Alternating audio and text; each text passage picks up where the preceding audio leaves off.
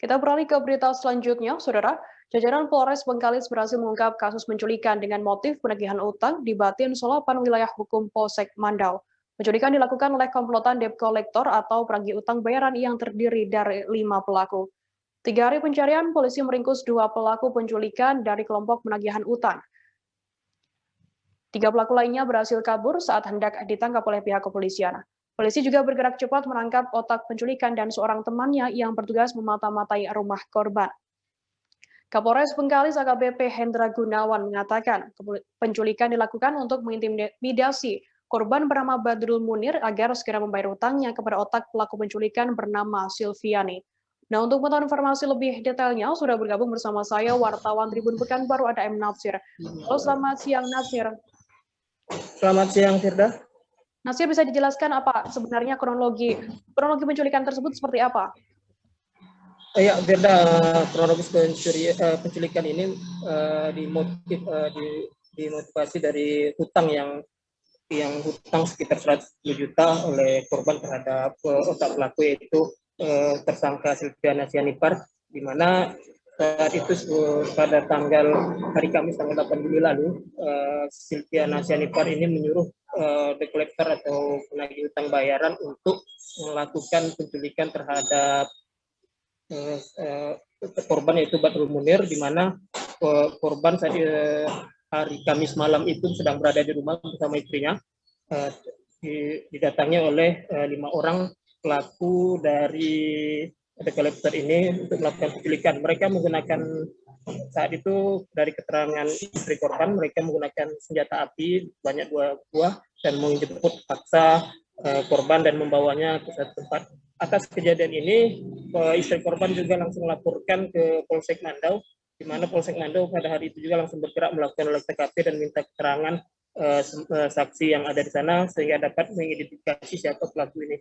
Pencarian dilakukan selama 3 hari. Awalnya pihak kepolisian mengidentifikasi korban berada di Kabupaten Rokan Hilir, namun setelah dicek kebenaran informasi itu tidak ditemukan, dan pada minggu kemarin baru mendapat informasi jelas keberadaan korban dan para debt collector yang melakukan penculikan ini berada di Kabupaten Kampar, Provinsi Riau. Tim Reskrim Unit Polsek Mandau langsung melakukan penjemputan. Saat itu menemukan 2 orang debt collector, yaitu Benget Seribu dan Muhammad Iqbal. Di sana salah satunya Benget Seribu melakukan perlawanan dan mencoba melarikan diri dan dilumpuhkan oleh petugas dengan tindakan tegas yang terukur di bagian kaki tersangka.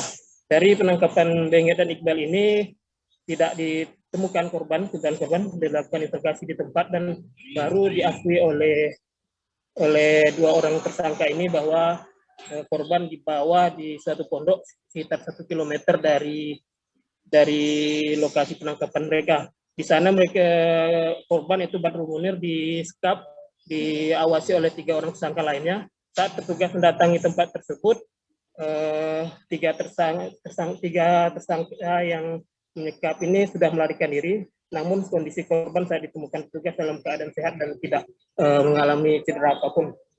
Kemudian dilakukan interogasi pada Benget Seribu dan Muhammad Iqbal. Saat itu mengakui mereka disuruh oleh salah seorang perempuan yang tinggal di Kecamatan Mandau juga, di mana bernama Silviana Sianipar.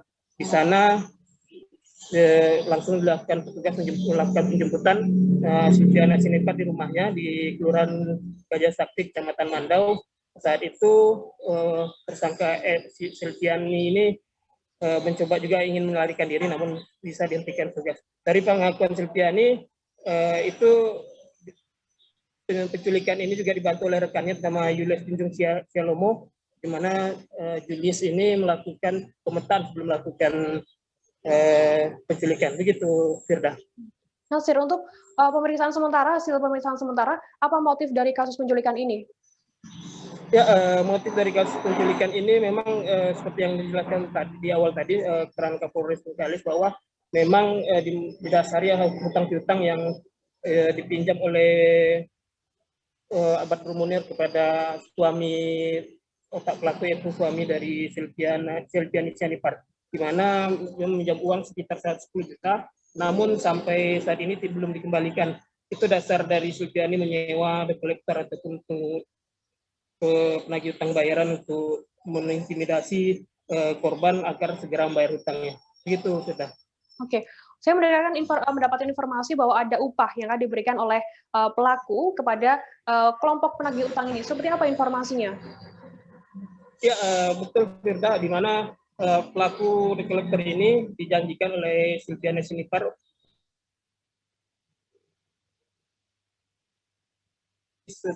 seharga 30 juta rupiah. Namun ini belum dibayarkan karena aksi mereka sudah lebih dahulu digagalkan oleh polisi dalam upaya penculikan ini. Begitu Firda. Untuk 30 juta itu apakah per orang atau satu kelompok mendapatkan 30 juta? Seperti apa informasinya, Natsir? Informasinya 30 juta itu akan diberikan per satu kelompok 5 orang penagih utang ini. Jadi nominal ini untuk satu kelompok, bukan perorangan Firda. Oke, terhadap pelaku yang masih buron ini, Natsir, apakah sudah diketahui keberadaannya oleh pihak kepolisian atau seperti apa informasinya? Informasinya sampai saat ini petugas Polsek Mando dibantu dengan oleh Satreskrim Polres Bengkalis masih melakukan pencarian keberadaan 3 tersangka ini. 3 tersangka yang masih sudah melarikan diri ini diantaranya berinisial A, S, dan M. Begitu, Gerda. Oke, terima kasih wartawan Tribun Pekanbaru M. Natsir atas laporan Anda. Selamat bertugas kembali. Terima kasih sudah nonton.